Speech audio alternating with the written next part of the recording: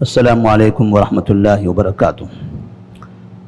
الحمد للہ رب العالمین والصلاة والسلام علی رسولہ الامین وعلی آلہ وصحبہ اجمعین ومن تبعہم بإحسان الی یوم الدین، اما بعد فاعوذ باللہ من الشیطان الرجیم، بسم اللہ الرحمن الرحیم۔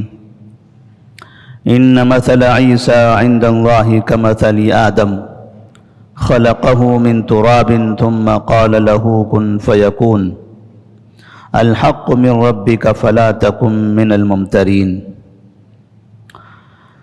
سیرت النبی صلی اللہ علیہ وسلم کے سلسلے دروس میں آج کے درس کا عنوان ہوگا نجران میں اسلام۔ نبی کریم صلی اللہ علیہ وسلم جب جنگ تبوک سے فارغ ہوئے تو اس وقت الگ الگ علاقوں سے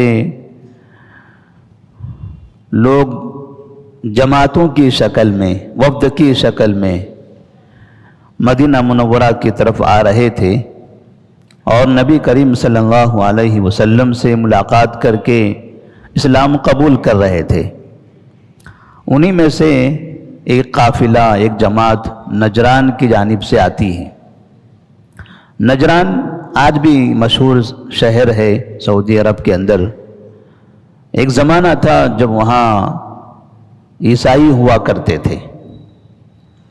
تقریباً بعض روایتوں کے مطابق 1,00,000 سے زیادہ عیسائی فوج ہوا کرتی تھی اور آبادی اس سے بھی زیادہ تھی۔ نبی کریم صلی اللہ علیہ وسلم کے بارے میں جب انہیں پتہ چلا کہ آپ صلی اللہ علیہ وسلم مکہ اور مکہ کے اطراف کے علاقے پر آپ کا قبضہ ہو چکا ہے اور اسی طرح سے تبوک تک، تبوک کے علاقے میں جہاں پر قیصر تھے، رومیوں کی فوج بھی شکست کھا چکی ہے، تب نجران کے علاقے میں آپ صلی اللہ علیہ وسلم کا ایک خط پہنچا۔ اس میں آپ نے اسلام کی دعوت دی اور انہیں اس بات کی وضاحت کر دی کہ یا تو آپ کو اسلام قبول کر لینا ہے یا اگر اسلام قبول نہیں کرتے ہیں تو جزیہ دینا ہے، کیونکہ یہاں اب ہماری حکومت ہوگی تو آپ کے جان مال عزت کی حفاظت ہمارے ذمہ ہے، تو مسلمان زکوٰۃ دیں گے اور آپ لوگ جزیہ دیں گے۔ تو اس طرح سے آپ صلی اللہ علیہ وسلم نے ان کے پاس یہ پیغام بھیجا تو انہوں نے جواب میں 60 لوگوں کی ایک جماعت بھیجی۔ نجران مدینہ سے تقریباً 1200 کلومیٹر سے زیادہ کے فاصلے پر ہے، کافی طویل سفر ہے۔ وہاں سے 60 لوگوں کی ایک جماعت آتی ہے مدینہ منورہ کی طرف۔ نبی کریم صلی اللہ علیہ وسلم سے وہ لوگ ملاقات کرتے ہیں۔ آپ صلی اللہ علیہ وسلم نے انہیں اسلام کی دعوت دی۔ ان لوگوں نے کہا کہ ہم اسلام قبول نہیں کرنا چاہتے، ہمارے پاس پہلے سے ایک دین موجود ہے، عیسیٰ علیہ السلام کا دین، ہم اس دین کو مانتے ہیں۔ نبی صلی اللہ علیہ وسلم نے انہیں بتایا کہ میرے آنے کے بعد، یعنی آخری نبی کے بعد، اب نہ موسیٰ علیہ السلام کا دین رہے گا، نہ عیسیٰ علیہ السلام کا دین رہے گا، نہ ابراہیم علیہ السلام کا، نہ کسی اور نبی کا دین۔ آخری نبی کے آنے کے بعد اب یہاں صرف محمد صلی اللہ علیہ وسلم کی لائی ہوئی شریعت، آپ کا لایا ہوا دین رہے گا، لہذا آپ کو یہ دین قبول کرنا ہے۔ ان لوگوں نے قبول کرنے سے انکار کر دیا اور نبی صلی اللہ علیہ وسلم سے کہا ہمیں آپ یہ بتائیے کہ آپ عیسیٰ علیہ السلام کے بارے میں کیا عقیدہ رکھتے ہو؟ نبی صلی اللہ علیہ وسلم نے کہا کہ ٹھیک ہے، میں آپ کو جواب دیتا ہوں، تھوڑا انتظار کیجئے۔ اور اس کے بعد اللہ تبارک و تعالیٰ نے سورہ آل عمران کی آیت نمبر 59، 60 اور 61 3 آیتیں نازل فرمائی جس کو آیت مباہلہ کہا جاتا ہے۔ ان مثل عیسیٰ عند اللہ کمثل آدم، جس میں اللہ تبارک و تعالیٰ نے فرمایا کہ عیسیٰ علیہ السلام اللہ کے نزدیک آدم علیہ السلام کی طرح ہیں۔ خلقہ من تراب ثم قال له کن فیکون، آدم علیہ السلام کو اللہ تبارک و تعالیٰ نے مٹی سے پیدا کیا اور پھر کہا کن فیکون، آپ نے حکم دیا اور وہ ہو گیا۔ تو مٹی سے بنانے کے بعد اس میں روح پھونکی گئی اور وہ ایک انسان بن گئے، دنیا کے پہلے انسان، پہلے نبی بن گئے، نہ ان کے باپ ہیں نہ ماں ہیں۔ ایسے ہی عیسیٰ علیہ السلام اللہ تبارک و تعالیٰ نے کن کہا وہ ہو گیا، عیسیٰ علیہ السلام پیدا ہو گئے بغیر باپ کے۔ مریم علیہ السلام سے ان کی پیدائش ہوئی۔ تو اس طرح سے جب نبی کریم صلی اللہ علیہ وسلم نے انہیں عیسیٰ علیہ السلام کے بارے میں بتایا تو انہوں نے کہا نہیں، یہ جو عقیدہ آپ پیش کر رہے ہو یہ غلط ہے، عیسیٰ خدا ہیں، وہ 3 خداؤں میں سے ایک ہیں۔ نبی صلی اللہ علیہ وسلم نے کہا عیسیٰ علیہ السلام خدا نہیں ہے، اللہ تبارک و تعالیٰ نے جیسے آدم علیہ السلام کو پیدا کیا وہی انسانوں کا جو سلسلہ ہے اسی میں بعد میں عیسیٰ علیہ السلام بھی پیدا ہوئے، تو یہ اللہ تعالیٰ کے بندے ہیں، اللہ کے نبی ہیں، اس کے رسول ہیں اور اللہ کے بندے ہیں، وہ خدا نہیں ہیں۔ لیکن نجران کے ان عیسائیوں نے ماننے سے انکار کر دیا۔ نبی کریم صلی اللہ علیہ وسلم نے ان سے کہا کہ ٹھیک ہے، اگر اس موضوع پر کہ عیسیٰ علیہ السلام اللہ کے بندے ہیں یا وہ خدا ہیں، اس موضوع پر اگر آپ مجھ سے مباہلہ کرنا چاہتے ہو تو میں مباہلہ کرنے کے لیے تیار ہوں۔ یہ مباہلہ کیا ہوتا ہے؟ جیسے 2 دعوے دار لوگ جو دونوں میں سے ہر ایک اپنے آپ کے بارے میں یہ دعویٰ کرتا ہے کہ میں سچا ہوں، سامنے والا جھوٹا ہے، وہ کہتا ہے میں سچا ہوں، یہ سامنے والا جھوٹا ہے، تو ان کے درمیان مباہلہ کیا جاتا ہے۔ کئی مباہلے ہمارے ہندوستان کے اندر بھی ہوئے ہیں۔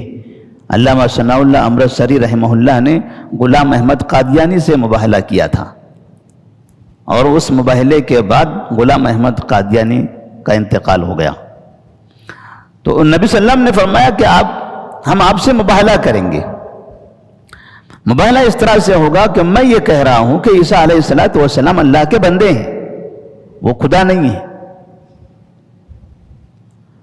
لہذا میں اس بات میں سچا ہوں۔ اگر میں سچا ہوں تو میری زندگی میں تمہاری موت ہو جائے گی۔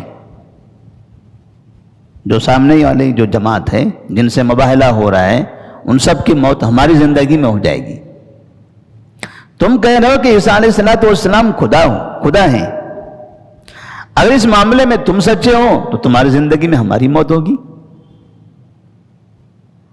یہ مباہلہ تھا۔ تو اس طرح سے نبی کریم صلی اللہ علیہ وسلم نے مباہلے کا اعلان کر دیا، ان سے کہا کہ آپ سے ہم مباہلہ کریں گے۔ تو عیسائیوں نے کہا محمد صلی اللہ علیہ وسلم سے کہ ابھی انتظار کیجئے، ہمیں سوچنے سمجھنے کا موقع دیجئے۔ رات بھر وہ مشورہ کرتے رہے۔ دوسرے دن جب صبح ہوئی، آپ صلی اللہ علیہ وسلم اپنے نواسے حسن، حسین، فاطمہ اور علی رضی اللہ تعالیٰ ان سب کو لے کر آنے لگے۔ ان عیسائیوں نے دیکھا کہ یہ تو محمد صلی اللہ علیہ وسلم گھر کے لوگوں کو ساتھ لا رہے ہیں، بات کیا ہے؟ کہا مباہلہ کرنا ہے، یہ میرا گھرانہ ہے، میں ان کے ساتھ رہ کر مباہلہ کروں گا، یعنی اگر میں جھوٹا ہوں تو ہم سب ختم ہو جائیں گے، تم جھوٹے ہو تو تم سب ختم ہو جاؤ گے۔ لوگ گھبرا گئے اور آپس میں مشورہ کرنے لگے۔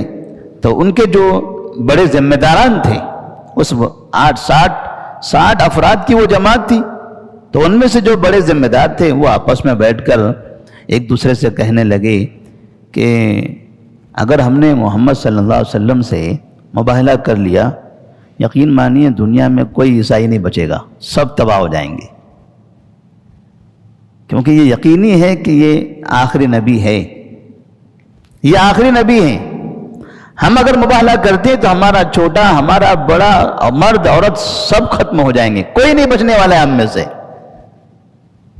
لہذا مباہلہ کرنے کی غلطی نہ کرنا، ہم اسلام قبول نہ کریں یہ الگ مسئلہ ہے، لیکن اتنا تو یقینی ہے کہ ان کے مقابلے میں ہم حق پر نہیں ہیں، وہ انسان سچا ہے، وہ آخری نبی ہے، اور ہماری کتابوں میں باقاعدہ آخری نبی کا ذکر موجود ہے، لہذا ہم یہ غلطی نہیں کر سکتے۔ نبی کریم صلی اللہ علیہ وسلم انتظار کر رہے تھے کہ ان کی طرف سے کیا مشورہ آتا ہے، تو انہوں نے آ کر آپ صلی اللہ علیہ وسلم سے درخواست کی کہ ہم آپ سے مباہلہ نہیں کرنا چاہتے۔ کہا پھر؟ کہا آپ جو کہو گے اس کے لیے تیار ہیں، مباہلہ نہیں کریں گے لیکن اسلام بھی قبول نہیں کریں گے،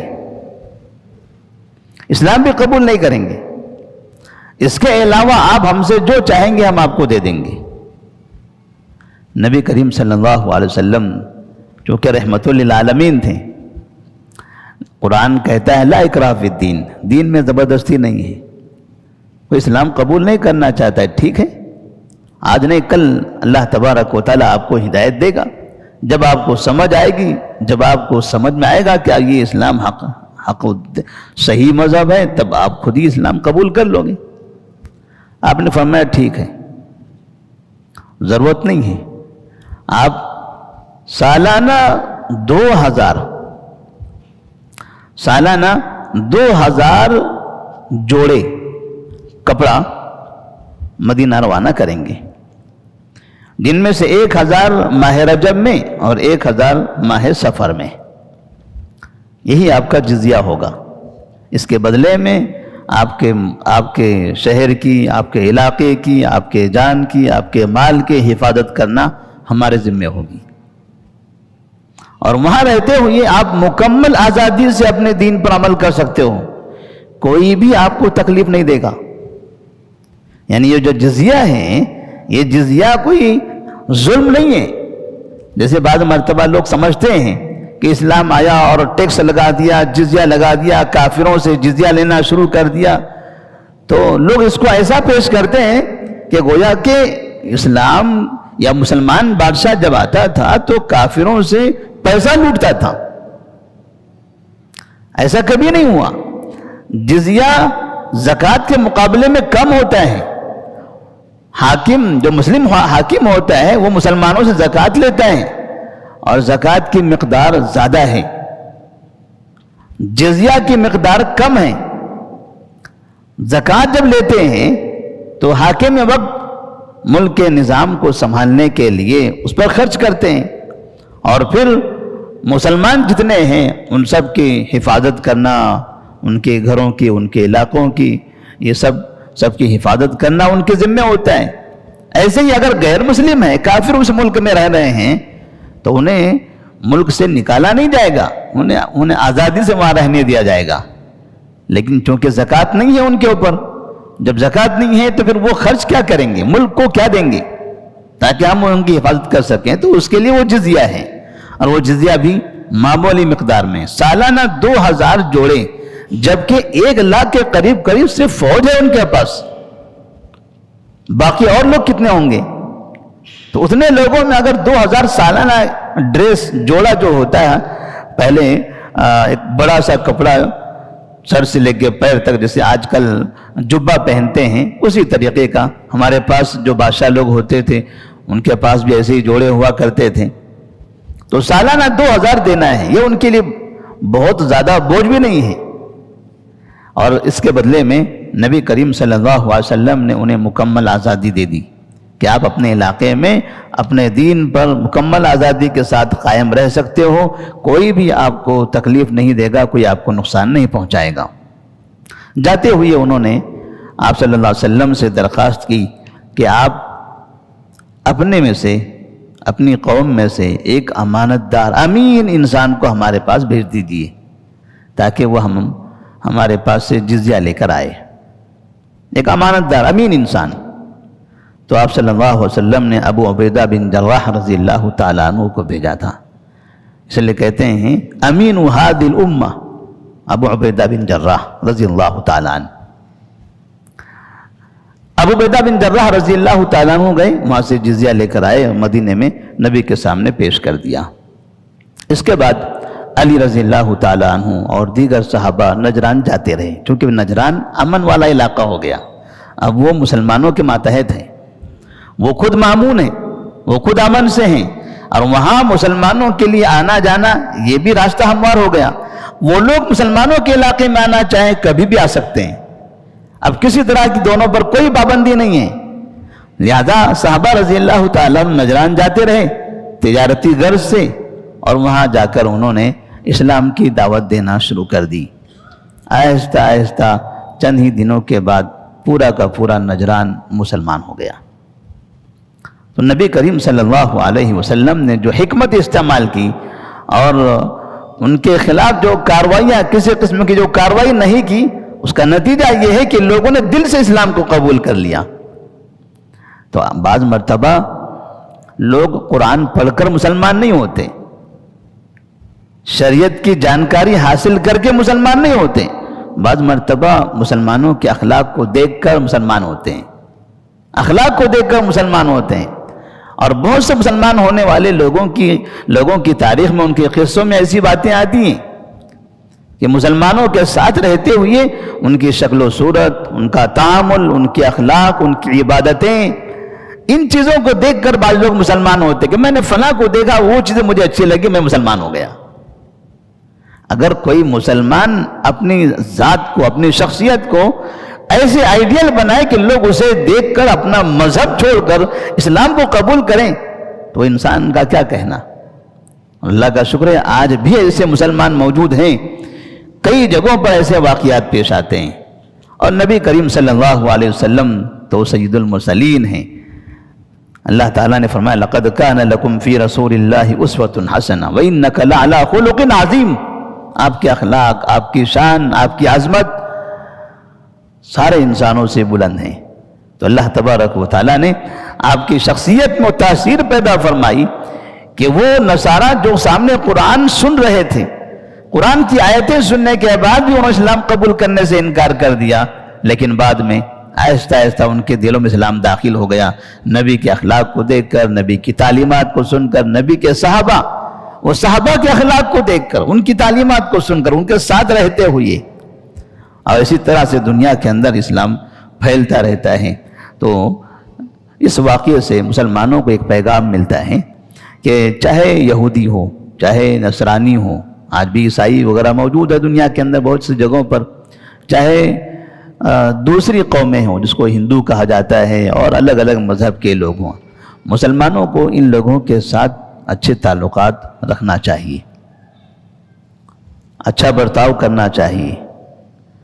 کسی جگہ اگر طاقت ہے تو طاقت کا غلط استعمال نہ ہو، اور یہ سمجھیں کہ ہم اس قوم کے ساتھ جو اچھے تعلقات رکھے ہوئے ہیں اس کا مقصد دنیاوی فائدہ نہیں ہے، اس کا مقصد میرا یہ ہے کہ میں انہیں دین کی دعوت دے دوں، کہ وہ آدمی جہنم کے راستے کو چھوڑ کر جنت کے راستے پر آ جائے۔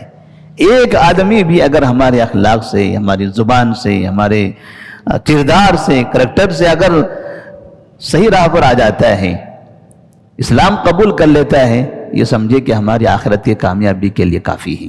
اللہ تعالیٰ سے دعا ہے کہ اللہ تبارک و تعالیٰ ہمیں اس طرح سے سچا پکا بہترین مسلمان بنائے۔ السلام علیکم ورحمۃ اللہ وبرکاتہ۔